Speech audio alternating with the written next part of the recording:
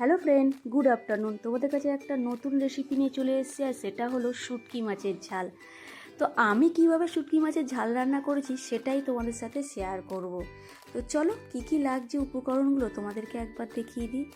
এই যে দেখো, আলু লাগছে, ডুমো ডুমো করে আলু কেটে নিয়েছি, বেগুন কেটে নিয়েছি, টমেটো, পেঁয়াজ, আর এই যে শুটকি মাছটা ছোট ছোট করে কেটে নিয়েছি, আর সাথে ধনেপাতা।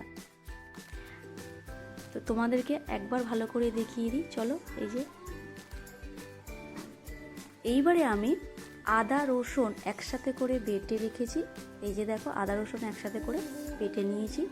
বাকি উপকরণগুলো যেগুলো লাগবে তোমাদের সেটা রান্নার সাথে সাথে দেখাবো। তো চলো ঝটপট দেখিয়ে দিই।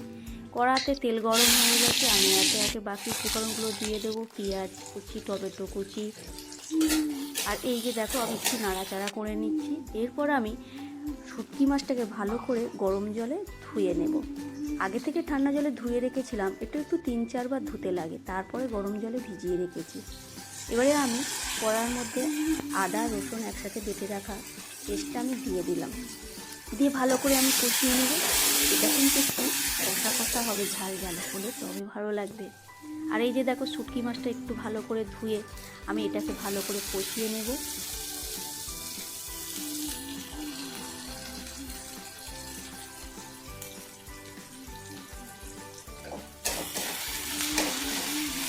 তো দেখো, ভালো করে শুটকি মাছটাকে কষিয়ে নিচ্ছি।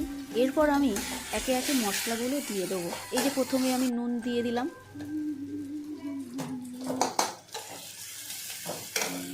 এরপর আমি দিয়ে দেবো হলুদ গুঁড়ো, তারপর লঙ্কা গুঁড়ো। একটু ঝাল হবে, নইলে কিন্তু টেস্টটা ভালো লাগবে না।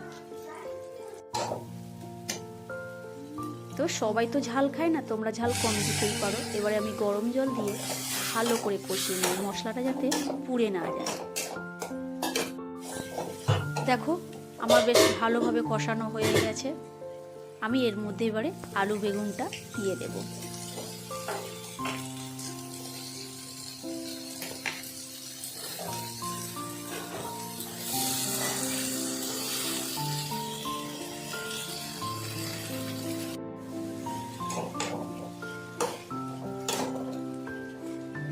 দেখো, আমার আলু বেগুন ভালো করে কষানো হয়ে গেছে। আমি এর মধ্যে এবারে জল ঢেলে দিয়ে 15 মিনিট ঢেকে রাখবো। দেখো, জলও ঢেলে দিয়েছি। এবারে আমি ঢেকে দেবো এটাকে সিদ্ধ হওয়ার জন্য।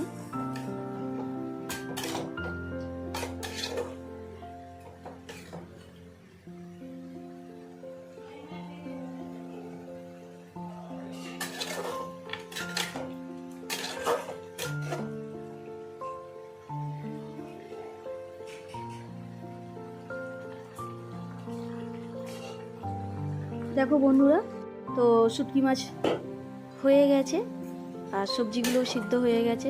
চলো আমি এবারে ঝটপট নামিয়ে নিই। দেখো কত সুন্দর মাখা মাখা হয়ে গেছে, আর কালারটাও খুব সুন্দর চলে এসছে। তো আমার শুটকি মাছের ঝাল রেডি। এই যে দেখো, ধনেপাতা ছড়িয়ে আমি এবারে নামিয়ে নেব। এই যে দেখো, কত সুন্দর কালার চলে এসছে। তো আমার রেসিপিটা কেমন লাগলো কমেন্ট করে অবশ্যই জানাবে।